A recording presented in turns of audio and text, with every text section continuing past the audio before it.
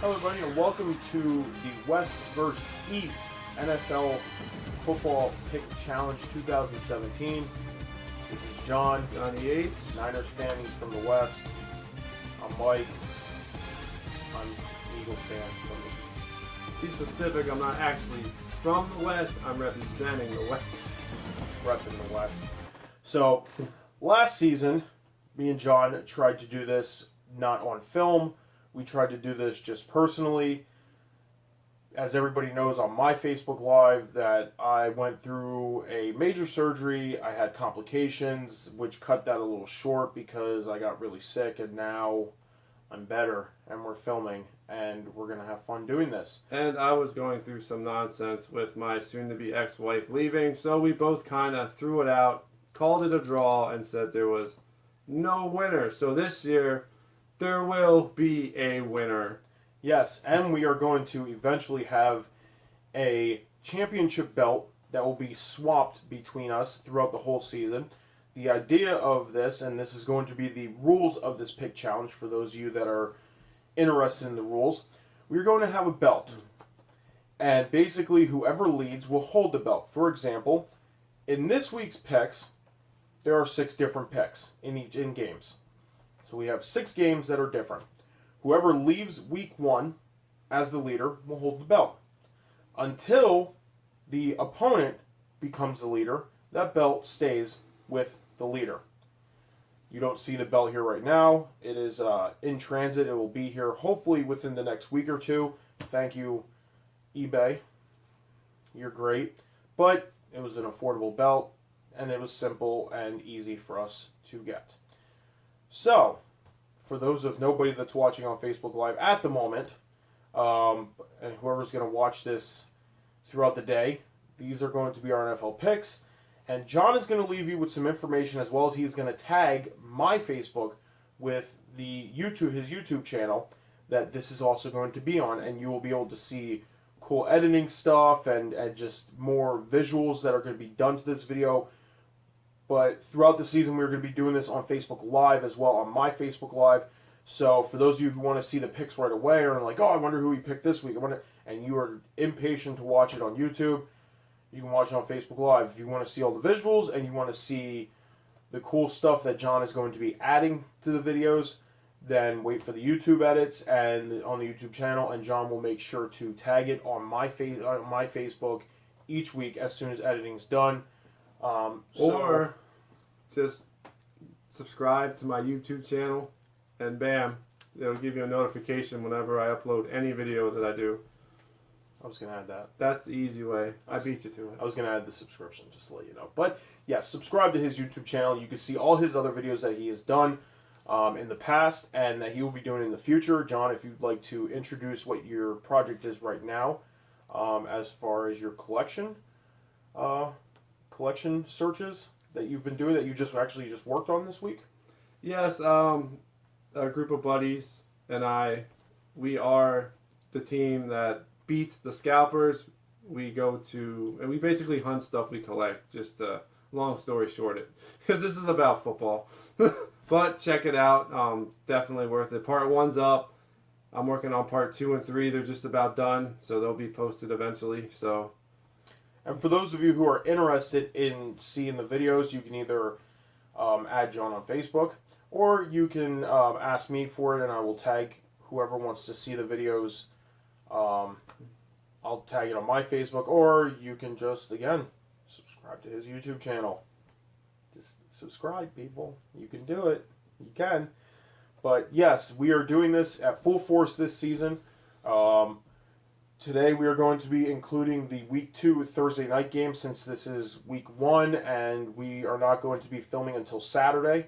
So we will have the Thursday night game coming up this Thursday. We will have the Sunday games, and then since we will not be filming until Next Saturday, we have to add in the Thursday nighter for actually next week. So we have it all planned out. You'll figure it out. And then once this week gets over with, we're going to be actually back on track with everything, so it's not going to be such a cluster. So For those of you who have seen my videos in the past last year, football season that I did for the postseason after my surgery, I tried to keep it clean, but my mouth kind of flew like a sailor.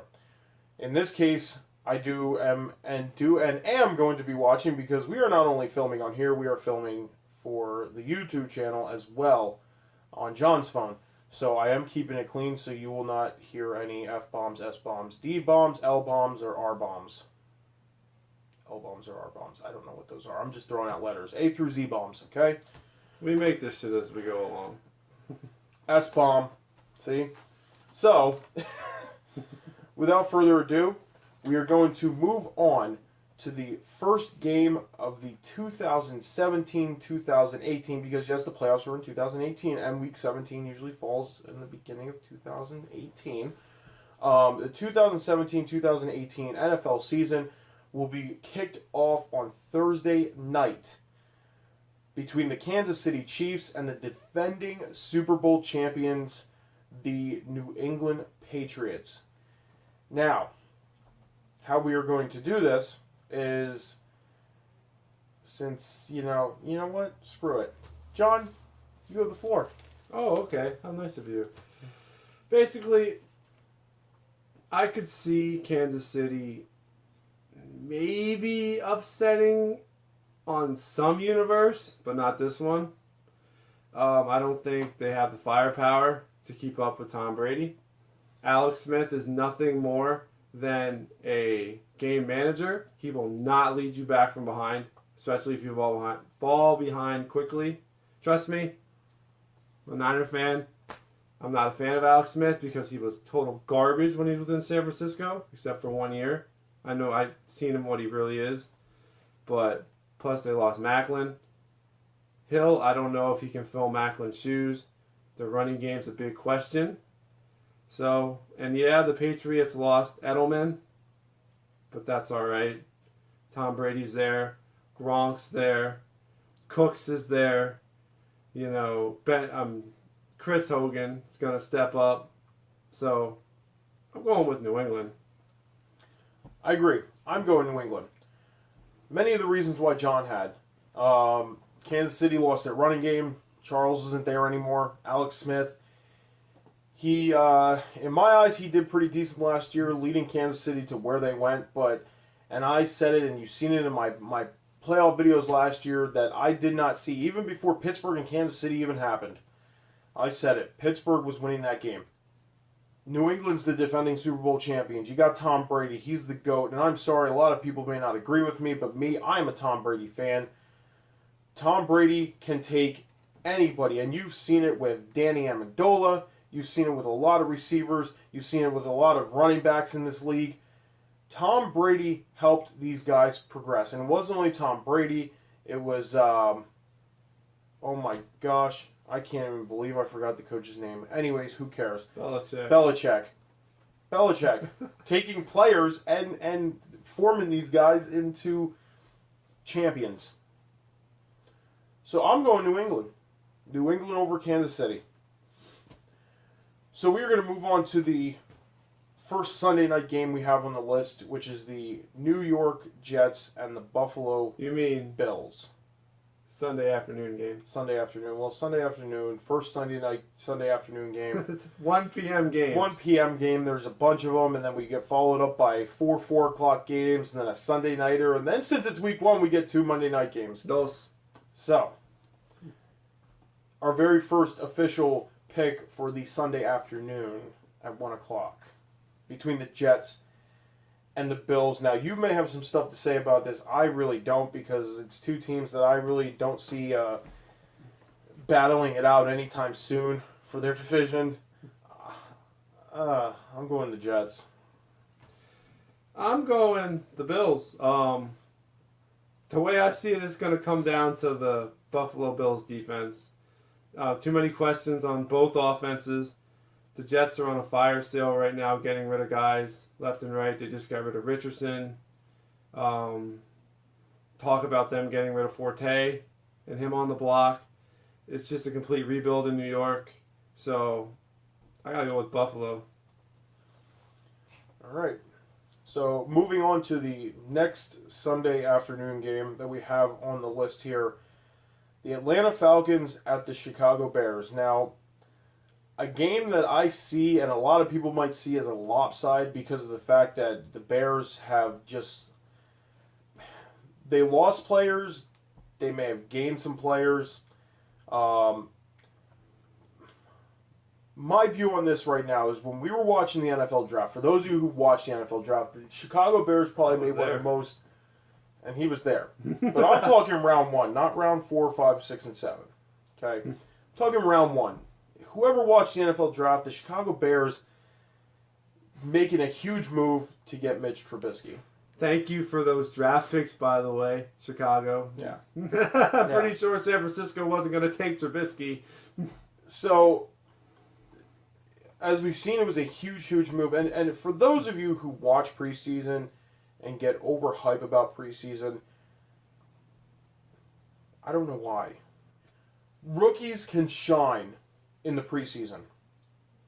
Some rookies that shine in the preseason, that give people hope, don't give you that hope in the regular season. And Mitch Trubisky is pretty much going to be that quarterback, in my eyes, that is going to have to really, really show himself.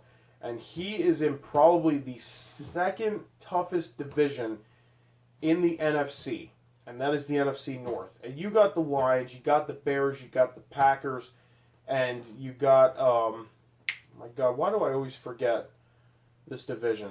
Vikings. The Vikings. Oh my God, the Vikings. Huh, Sam Bradford. Huh. But anyways, it's a tough division because you're either going to have a good offense or a good defense. The Bears, I see them finishing 4th in that division. I see them winning probably 3 games, 4 at best. Mitch Trubisky, honestly, sadly enough to say, lucky if he reaches 3,000 passing yards this year, maybe 20 touchdowns. They got a lot of work to do. They do. They got a lot of work to do, and this Atlanta team is going to be hungry to get back to where they were last year. They had an awesome defense. They were actually, in my eyes, a team that wasn't even supposed to go to the Super Bowl. I wasn't even looking at them in the Super Bowl, but they were one of those teams that actually kept themselves under the radar, didn't show too much heat or show too much attention to themselves. They went out, they took care of business, got football, got wins, finished football games, made it to a Super Bowl. Unfortunately, they couldn't finish it off in the Super Bowl. Again, they faced Tom Brady and the New England Patriots. Easy pick in this game, though. Atlanta over Chicago. That's who I'm taking. All right, next up, Baltimore Ravens at... You didn't tell them who you were taking in Atlanta and Chicago here. I talked I'm a lot. taking the I Ravens had a at lot the to say Bengals. about That's who I'm picking. No, I'm taking the Falcons in a landslide on that one. Now, back to the Ravens versus the Bengals. I think good division matchup here. I'm expecting a hard-hitting game. Bottom line is Dalton had a bad year last year, but however, they got him some weapons. Joe Mixon, John Ross, still have A.J. Green, still have Tyler Eifert. I think Dalton has a huge bounce back year this year. So, and with the Ravens, there's just too many questions, really. Perryman, is he going to play? Is he not? Flacco, what's his health going to do? You know, how's he going to be? And I'm just going to go the Bengals in this one. At home. I also took the Bengals in this game. My reason is since Baltimore last won their Super Bowl, they kind of got lost. No, San Francisco gave them that Super Bowl. When you don't score any points in the first half, you're just giving the game away, okay? I honestly agree that San Francisco did win that Super Bowl. Crabtree, you were in. I agree. But since Baltimore won the Super Bowl a few years ago, I kind of feel like they were one of those teams that slowly were falling off the radar. They are a huge team that was under the radar for a lot of teams, mainly defensively. And even though Baltimore's defense may be a good defense, they're not as great as they were a couple years ago. And for me, sitting here and watching them for the past 4 seasons now, since the last time they won, they slowly kind of landslided in my eyes. Could I see them picking themselves back up? Yes. This season, maybe. But again, I mean, this season didn't even start. We didn't even kick off yet. This is young. I'm taking Cincinnati on this. It just feels like Cincinnati's going to have a lot more success in that division. It's a very lopsided division. I mean, you got Baltimore, you got Cincinnati, you got Pittsburgh, you got Cleveland. That is a very, very, very tough division. Probably one of the toughest divisions in the AFC. I would have to say, if not the toughest division. Sticking with that division, though, we move on to the Pittsburgh-Cleveland game. This is going to be my surprise pick of the week. And this is the part where John might edit some things in and have some fucking fireworks coming out of my head and like, boom, boom, boom, boom. But I'm taking Cleveland in this game. Now, people are probably wondering, why the hell are you taking Cleveland? See, I talk about keeping this thing clean. And you said shit first. I don't care. But I'm going to take Cleveland. Honestly, I think they had a decent preseason. I mean, they may have won by 1 or 2 points. And it was against teams that matter in the regular season. It is preseason. I said that. But like I said, some rookies and some teams in preseason carry that over to the regular season. But I'm taking the Browns. That is my surprise explosive pick of the week. Cleveland Browns over the Pittsburgh Steelers. I'm not even going to waste much time on this game. Pittsburgh, that's a no-brainer. Anyways, next game is the Cardinals at the Lions. Part of me wants to think the Lions have a chance, but I just think the Cardinals have too many weapons. And I have not a bad defense. Not as great as it used to be, but I'm going with the Cardinals on that one. I am also going with the Cardinals on this one. Detroit, my question for you. What were you thinking? You just extended a quarterback that's not going to take you anywhere. It's been, 8, 9 years now since you've had him? He's gotten you nowhere but 1 playoff game, 2 if that. On the other hand, your defense got to face David Johnson. Mm-hmm. A reborn, even though he didn't have a decent year last year, and is on the brink of his career of ending on Carson Palmer. You got Larry Fitzgerald coming back for his 2000th season. You got a defense who is still fairly young, and Patrick Peterson and Tyrann Matthews. Couple good defensive linemen.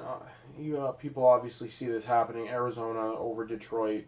Oh, yeah. Yeah, I'm going with the West on that one.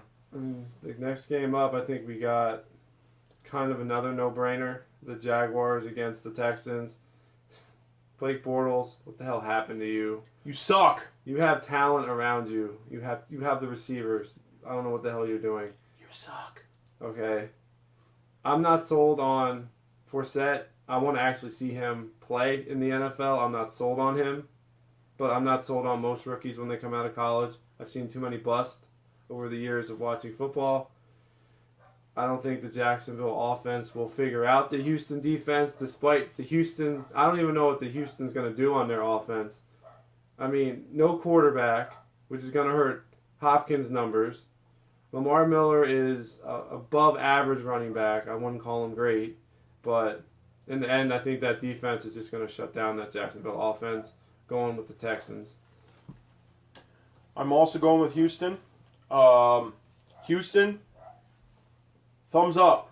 Brock Osweiler's gone. Smart move. You went with a rookie quarterback. Build with him. It was a smart move. Yes. Houston over Jacksonville. All right. Sounds good. We're going down to Florida. The battle between 2 Florida teams, one in the AFC, one in the NFC. Obviously, we are not going to be in Tampa Bay for this one. It's going to be in Miami. About 3 hours apart down in Florida. Obviously, the Buccaneers visiting the Miami Dolphins. Um, I'm going Tampa Bay on this one. Miami, you have some weapons. You got Jay Ajayi, you got Landry, you got Parker. Um, I think honestly your quarterback situation kind of screwed you over this year with Tannehill going down, and now you're stuck with Jay Cutler. I apologize. He agrees. He agrees. So I'm going Tampa Bay, and the reason why I'm going Tampa Bay is because Tampa Bay really, really upgraded their offense. I mean, bringing in Deshaun Jackson, they had a really decent draft. Jameis Winston, I think he's going to have a much better year this year than he did last year. And that kid right there just keeps on improving. If you go back to when he got drafted, a lot of people were like, oh, there was more talk about Mariota and less talk about Winston, or there was more talk about Winston and less talk about Mariota. And I'm going to say this, that in the past 2 seasons that these guys have been in the league, Jameis Winston has had more success than Marcus Mariota. Of course he did. And that is why I'm happy with the Eagles not taking Mariota or even making those moves. As a Florida State fan, I try not to be biased, but I called it coming into the draft that Winston was going to be better than Mariota. Come on now.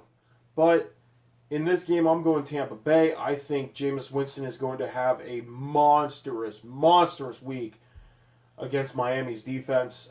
Even though their defense has a decent front line, they got Ndamukong Suh. They got that one, the defensive end. I forget his name. He's supposed to be one of the best defensive ends in the league. Oh my God, I forget his name. But it's still a point. If you can't get your front four inside and a player gets to the second or third level, I think that's where Tampa Bay is definitely going to dominate. I got Tampa Bay over Miami. Yeah, I have Tampa Bay over Miami too. I think Jay Cutler, if anything, he's a slight upgrade over Tannehill, but it'll probably get you about the same results as Tannehill will, just with a couple more picks, because I like to refer Jay Cutler as the last gunslinger in the league. He's like a poor man's Brett Favre, except he throws more picks. I really like Deshaun Jackson's addition for Jameis Winston. He's got a deep threat now, not all the pressure's on Evans. So, go with famous Jameis and the Bucks, of course. The next one up, the Raiders at the Titans. And I'm not sold on the Tennessee offense, to be honest with you. DeMarco Murray, I'm sold on. Delaney Walker, I'm sold on. But the receivers that Mariota has to throw to, I'm not sold on. So, and then you jump over to the Raiders. I'm sold on that offense. Sold on that defense in this matchup. So I'm just going to go with Oakland. I agree. Oakland's got a really, really good offense. They've proven themselves last year. They picked it up. They really rebuilt themselves very, very well. And I'm talking like they went from a team that went from 2-14 season, 3-13, 4-12, whatever their records were in the past, and just I think they surprised a heck of a lot of people this past season. They have the weapons. Amari Cooper, Michael Crabtree's there in the mix. They just added Marshawn Lynch. The Oakland Raiders obviously came out. The offense picked up. Marshawn Lynch is a good addition. I've been seeing online. We know that social media and the internet can kind of boost things up a little bit, as I was saying. So, but he's looking good and he's playing better. And I think the one advantage that the Raiders have with their running game is the fact that Marshawn took 1 year off and had rest. He was able to rest his body. I kind of want to take a week and take my chance on picking Tennessee in this game because of the fact, yes, Mariota was out most of the season last year. Derek Carr, as we've seen towards the end, got hurt. I want to see how Derek Carr does with this leg. That was a major injury. I'm surprised to see him actually come back to play week 1 this year. I thought maybe he'd be coming back 3, maybe 4. But I'm going to take Tennessee this week, take my chances, gamble. We're going to move on here, though. And we are moving on to the to the next 1 o'clock game in the The afternoon. last one. The last one of the Sunday in Week 1. The Philadelphia Eagles taking on the Washington Redskins. As John pointed out to me before we started recording earlier today, was Washington had the Eagles number 3 times out of their past 4 meetings. Yes, they have. Washington obviously had a very decent team the past 2-3 years. Obviously not enough to get through the postseason or even make the postseason, but they did have the Eagles number nonetheless. I think, honestly, and I'm not going to hype this up, and I'm not going to sit here and toot my horn on this one, boosted themselves. Alshon Jeffrey, Torrey Smith. Yes, they're trying to figure out their slot position, their running back position. I think, honestly, and my boss at work said this to me last week when we were working together. He said that he thinks that Wendell Smallwood is going to get more of the carries. I honestly, my eyes, I didn't agree with him at first, but now kind of looking at our roster and seeing how things are with the running back position, I agree with that. LeGarrette Blount, yes, added in. He might be the number 1. But it is true, he is more of a November, December running back and postseason. I don't see him doing too much at the beginning of the year or the middle of the year. It's more so going to be end of the year type deal. Wendell Smallwood's going to get the carries. Washington lost a couple key players. Deshaun Jackson. They lost, I think it was Pierre Garçon they lost. They lost a couple key players, brought in some decent players to fill those positions. They have their quarterback on another franchise tag this year, which I think was a stupid move. Their defense... Yeah, especially since he'll be a 49er next year. Okay, so... it'll happen. Their defense, I don't know too much about what their defense looks like. I'm not going to sit here and say their defense is crap. But I went with the Eagles in this game. Okay. Week 1 win. I went the opposite. Like I pointed out to Mike earlier, Redskins have their number 3 in a row, and I'm not sold on Wentz. He had a great start of the season when they played garbage teams like Cleveland and freaking Chicago and the Steelers. Well, the Steelers aren't garbage, but remember, they didn't have Le'Veon Bell that game, which doesn't affect Wentz, but it does add to why they probably beat him. But I'm not sold on Torrey Smith. He's total garbage. He hasn't been the same since he got hurt in Baltimore. He was trash for San Francisco. So, not a fan of Smith. But I'm going with Washington. I think they figure it out. It's in Washington. They have the Eagles' number. On to the 4 o'clock games. And this is my upset game of the week. The Colts versus the Rams. I think that obviously you can tell who's I'm going to pick because I said it's the upset. I'm going with the Rams. That the Colts sucked for luck, and I think they will suck without luck. I mean, they just traded for Jacoby Brissett, but yeah, he's not going to know that offense or be ready. Tolson's going to be the starter. God help Indianapolis. So even with the horrible Jared Goff as the Rams quarterback, they'll beat them. I've got the Rams in this game. I'm also going to go with the Rams. I have to disagree. I don't think Jared Goff is going to be horrible. With it being his second year and having a little more time to take the Team 1 snaps, because obviously he wasn't their starter last year. But taking the Team 1 snaps for a full offseason, and he obviously showed in some aspects last season that he's tough, he can take a hit. I don't know if we all remember the cross-field hit that Richard Sherman gave on him in a late-season game last year. But obviously, for me, that kind of proved that he could take a hit. I think he's going to be a quarterback that's going to take a little bit to build. I'm not talking that he's going to have a miraculous season this year. I think he's going to have a decent season this year. I'm not going to sit here and say the Rams are going to contend for an NFC West, but I don't see them having a horrible record to the point where they can't show some more improvement. Indianapolis, yes, sucking with luck. They sucked for luck, and they're going to suck without luck, and I agree. And Scott Tolzien, yeah, a lot of people that don't know this, but he sat behind Aaron Rodgers in Green Bay. And he stunk for San Francisco when he had a shot, too. So, obviously, a quarterback like that, that moves around teams, that it's a rare form for a quarterback like that. I mean, look at Carson Palmer. Carson Palmer was what, 3 teams? Arizona's his 3rd team. Took him 3 teams to figure out that this is who I am and this is how I can play. It's very rare to have a quarterback like that, a player like that, and nonetheless. But Indianapolis, I don't see winning this game. If they do, it's going to be defense that does it for them. But I am also going to go with the Los Angeles Rams. Excellent. Now, this next game is probably the hardest game for me to pick because I think it can literally go either way.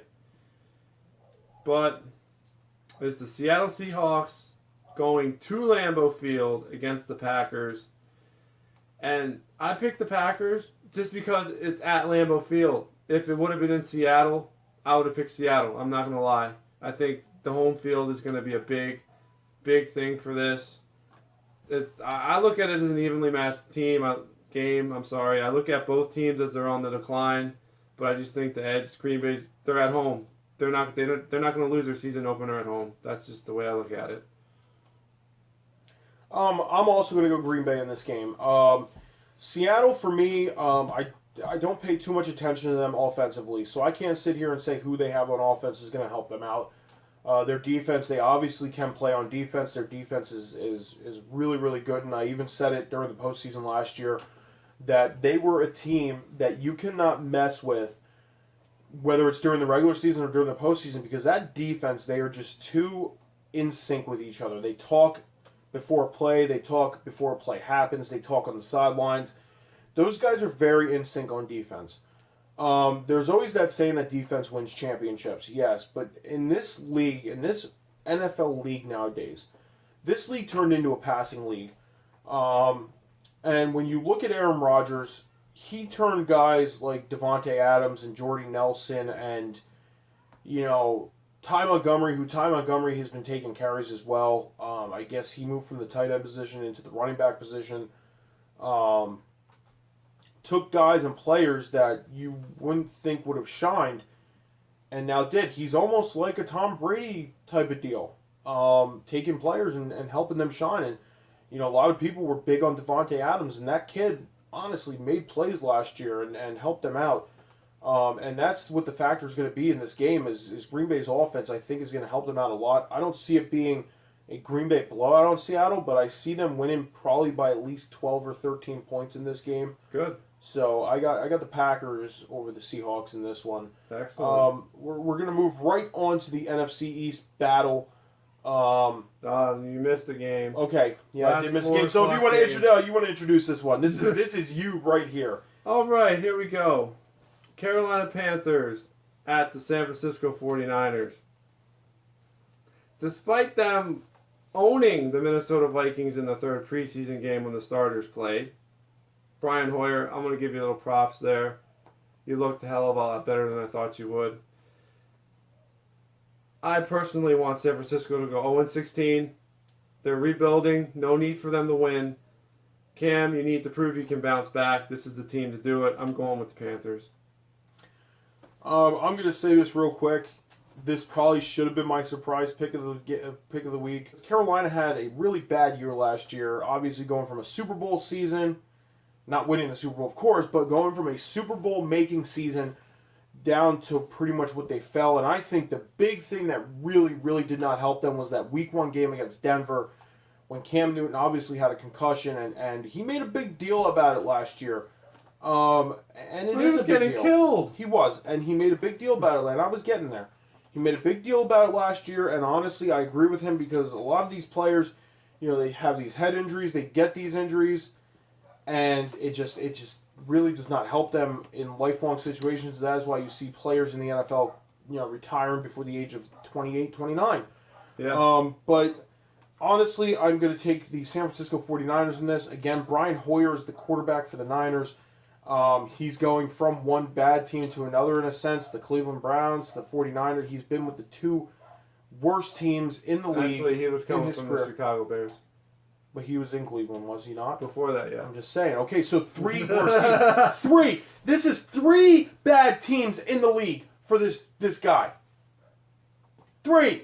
So maybe this is Brian Hoyer's calling. Maybe it's time for him to be Third time a charm. Maybe he's going to help the Niners. He wants them to go in 16. Probably not. I have San Francisco winning at least 4 this year, maybe 3, because they helped themselves on defense in a sense.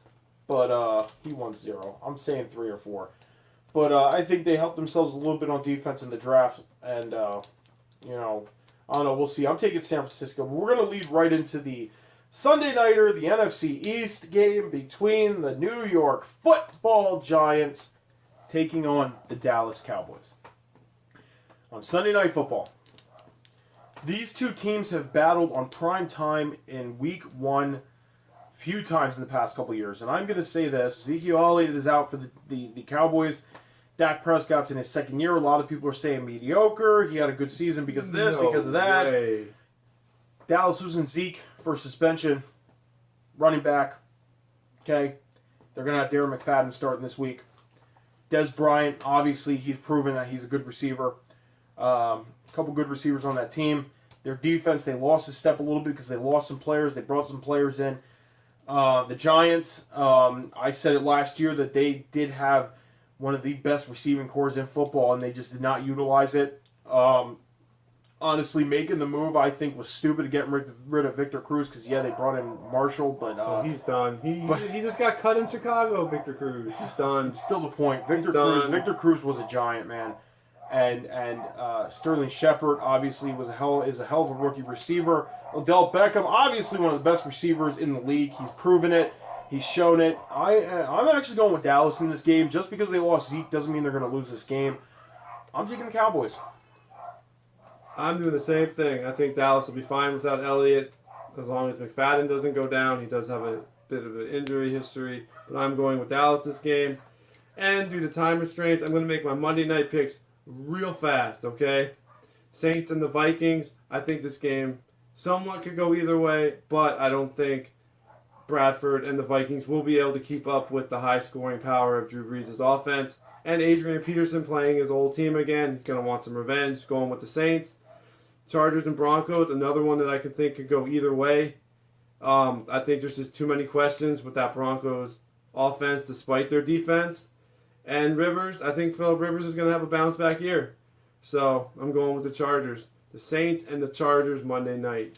For Monday night, I went with Minnesota over New Orleans. Yes, New Orleans has a high-power offense. They can score a lot of points. Obviously, Drew Brees having 5,000-yard passing seasons the past couple years, 4,500 at best. But the thing is it is Week 1. This is anybody's week in the NFL. For those of you who do not think so, I think so. It is anybody's week. You have Adrian Peterson on the New Orleans Saints playing his old team, facing Dalvin Cook. Dalvin Cook has actually been mentored. I didn't even mention him. Dalvin Cook has been mentored by Adrian Peterson in the offseason. For those of you who don't watch or listen to any other sports stuff, it has been said that Dalvin Cook was working with Adrian Peterson in the offseason. Cook is a beast. It is going to be a great running matchup. Both defenses, as far as I'm hearing on paper, are going to be really, really good. Sam Bradford, obviously, I think is the factor in this game as far as, you know, how is he going to control this offense. He did lose a few offensive players in the offseason.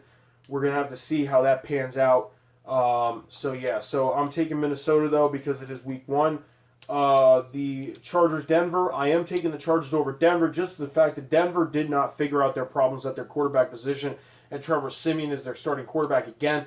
Their defense can only do so much until offenses figure it out. I don't think it's going to be a Phillips Rivers bounce-back season because it's been Phillips Rivers' bounce-back season for the past 5 years. No. Get over it, he people. Had one bad year last year. That was it. Get over it. The man can Look at his stats. The man can start a 7-2 season and fucking flop, people.